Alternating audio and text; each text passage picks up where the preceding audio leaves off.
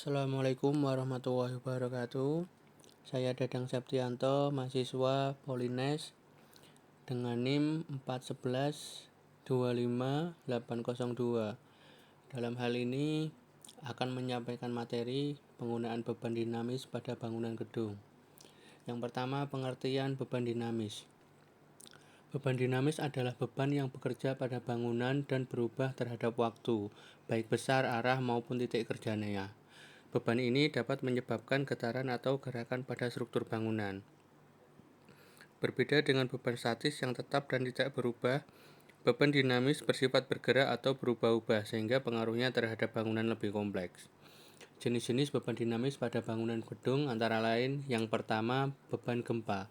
Beban gempa terjadi akibat getaran tanah karena aktivitas tektonik. Beban ini bekerja secara horizontal maupun vertikal pada bangunan. Pengaruh beban gempa menyebabkan bangunan bergoyang, menimbulkan retak pada struktur, dan dapat menyebabkan keruntuhan jika struktur tidak kuat.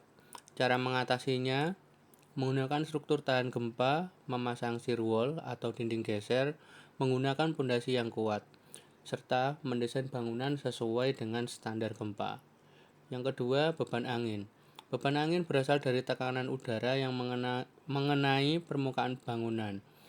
Pengaruh beban angin antara lain, bangunan tinggi dapat bergoyang, atap dapat terangkat, kaca dan dinding dapat rusak.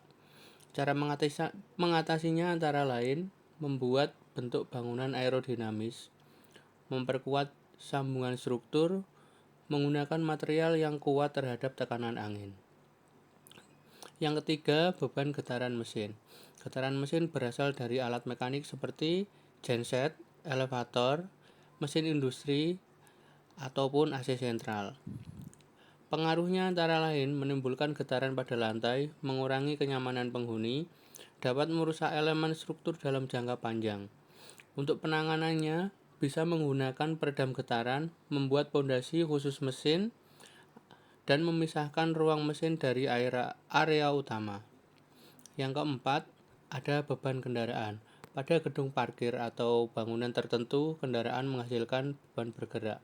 Pengaruhnya antara lain menambah tekanan pada lantai, menimbulkan getaran saat kendaraan bergerak. Untuk penanganannya, bisa memperkuat pelat lantai, menggunakan beton bertulang yang sesuai. Dan yang kelima, beban manusia bergerak. Gerakan manusia seperti berjalan, berlari, atau melompat dapat menghasilkan beban dinamis. Contoh, bangunan stadion, jembatan penyeberangan, ataupun aula konser.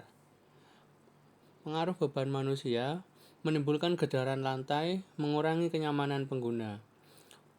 Untuk penanganannya, yang pertama, mendesain struktur lebih kaku ataupun mengatur frekuensi alami bangunan. Karakteristik beban dinamis. Yang pertama, berubah terhadap waktu, besarnya beban tidak tetap. Kedua, menimbulkan getaran, struktur dapat berosilasi atau bergoyang. Yang ketiga, memiliki percepatan. Karena adanya gerakan, muncul gaya inersia. Yang keempat, sulit diprediksi, terutama pada beban dan angin ekstrim. Analisa beban dinamis dalam perancangan gedung. Insinyur menggunakan analisis khusus untuk menghitung pengaruh beban dinamis. Contoh, metode analisis respons spektrum, analisis time history, analisis dinamis modal. Untuk tujuan analisis yaitu mengetahui respon struktur, menghindari resonansi, menjamin keamanan bangunan. Dampak beban dinamis pada bangunan. Yang pertama, dampak positif, membantu perencana memahami perilaku struktur, meningkatkan keamanan bangunan. Untuk dampak negatifnya, dapat terjadi retak struktur, kelelahan material, keruntuhan bangunan, dan menimbulkan ketidaknyamanan penghuni.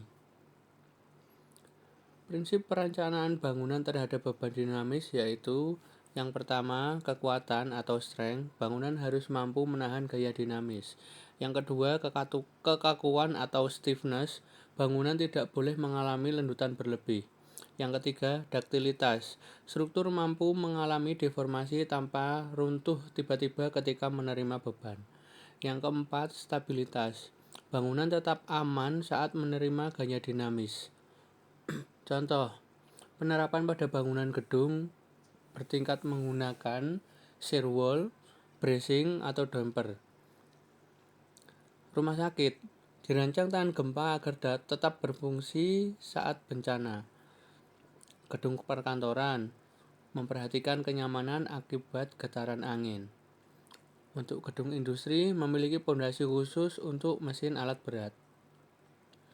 Jadi, dalam kesimpulan, beban dinamis merupakan beban yang berubah